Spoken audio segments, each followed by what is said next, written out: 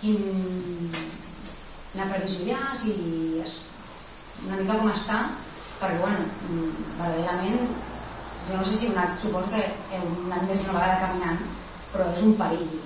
No hi ha llum suficient, hi ha gent que va amb cotxets de nens, gent gran que va amb carros, els diumenges, vull dir, és un perill. Gràcies a Déu no ha passat res, però és un perill anar caminant cap allà. Llavors, no, més que res, una previsió ja i com està aquest tema. El projecte, pròpiament dit, està fet i està acabat. El que estem ara treballant és per aconseguir els fons necessaris per tirar endavant l'obra entre els dos municipis. Surt una valoració aproximadament de 182.000 euros, amb l'IVA inclòs en aquest moment. Evidentment, quan surti un curs és possible que hi hagi alguna baixa, però esclar, són 182.000 euros que ara intentarem, a través d'algun PUOS, que és l'únic obra i serveis de supramunicipal, aconseguir alguna subvenció per poder-ho tirar endavant.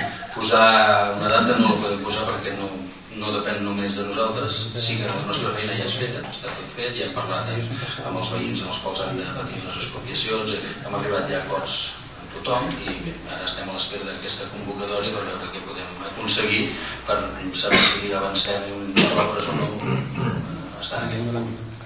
El que consisteix l'obra és en eixamplar el camí pròpiament dit pels vehicles, retirar-lo de la farinera on tenim els plàtanos, on tenim donar una plana considerable perquè faci pas suficient i agafar per la baixada a banda esquerra és on s'agafen uns metres d'aquells terrenys per aconseguir un carril de 2 metres que puguin anar-hi tant vianants com bicicletes amb total tranquil·litat i això i una amplada de 6 metres en el que és el vial en si perquè puguin passar els vehicles sense necessitat d'ajustar ni de supercurves. Sí, perquè els articles valen que facin rals. Sí, aquest és un altre problema, perquè per amplades passaria, però esclar, l'efecte dels arbres aquells, tot i que no mengin gaire camí, és un efecte que t'aparta, i això fa que la gent, amb la curva d'agafa oberta, són conscients de la velocitat i per això hem tirat endavant aquest projecte. Per últim, és més un prec per evitar que no torni a passar, i és el tema del problema que hi ha hagut amb un nen de l'escola que per necessitats d'una operació necessitava agafar l'ascensor, el pare va avisar amb el temps suficient perquè quan el nen tornés a l'escola hi hagués l'ascensor preparat perquè el seu fill pogués pujar al pis superior i quan el nen va tornar a l'escola doncs això no estava. I més que res que això vam trucar amb les trucades per poder solucionar, el pare va parlar amb el síndic de Greuges i també que va trucar i llavors tothom va córrer i els va solucionar de seguida. Llavors més que res és perquè per una banda perquè es tingui una mica de sensibilitat que quan hi ha una criatura no torni a passar una cosa així i després que jo crec que no estaria de més que amb aquesta família almenys se li donés una disculpa de que les coses no han anat com tenien que haver anat. Jo crec que... La família primer hauria de demanar disculpa al alcaldessa. I explicaré un coneixement perquè penso que aquí, com que hi ha moltes comunicacions que estan entretallades i penso que s'ha d'explicar-ho. Primerament, les obres d'ampliació de l'escola les està fent ensenyament. Si no hi haguessin aquestes obres d'ampliació no tindríem ascensor. D'acord? Llavors, aquestes obres no estan acabades. No estan acabades aquestes obres. I l'esforç ha estat des de l'Ajuntament vetllar per aquest ascensor, quan aquesta criatura arribés a l'escola estigués en marxa. Vull dir que, per tant, aquí posem les coses allà on han de ser. Repeteixo, és ensenyament qui està duent a terme aquestes obres. Quan a nosaltres, Ajuntament, se'ns informa d'aquesta possibilitat que aquell nen arribarà a l'escola amb aquesta necessitat, es posen els mecanismes en marxa. D'acord? Què passa? Que arriba un dilluns i aquell ascensor no funciona. I aquell ascensor funciona i representa que aquella criatura s'ha de pujar a coll per arribar a la seva aula i poder impartir les seves classes. Això passa un dilluns i se funciona un dijous.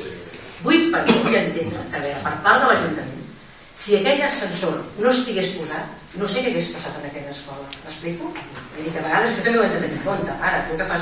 No, el que hagués passat és que si n'hi hagués hagut d'ascensor, haguéssim tingut la desgràcia de veure, però havent-hi ascensor. Havent-hi ascensor, que l'havem intentat posar en marxa prèviament, perquè l'obra no està acabada. Vaig explicar una cosa. No està acabada l'obra. Es va posar en marxa l'ascensor el dijous. Jo vaig parlar amb el Florenci, saps que no? El Florenci vaig parlar amb tu el dilluns. El forènsic, paraules textuals em va dir, jo des de divendres no en sé res. No, jo vaig parlar amb el forènsic, perdó, dimecres.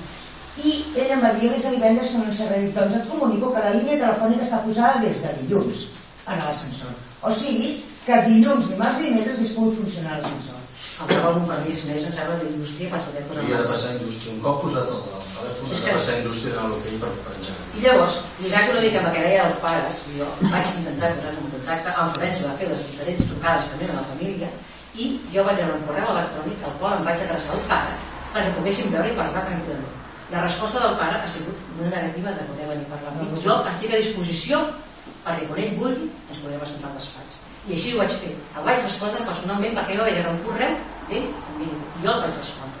Per tant, penso que per part de l'Ajuntament hem fet allò que calia. Que no ha vingut a la justa mesura, poder no, que clar, si ell va venir dilluns i va començar dijous, però entenent que per part nostra, per part de l'Ajuntament, s'ha fet allò que era, perquè s'ha dit, repeteixo, les obres les fa ensenyament. I el que hem fet aquí a l'Ajuntament ha estat vetllat perquè això posés en marxa. No ha pogut ser dilluns i ha estat el dijous. Lamentem la situació perquè, tant de bo, clar, primerament per les circumstàncies familiars d'aquesta família i d'aquest nen, d'aquest alumne de l'escola, però que quedi clar que per part de l'Ajuntament en cap moment hem estat desatenent aquest servei.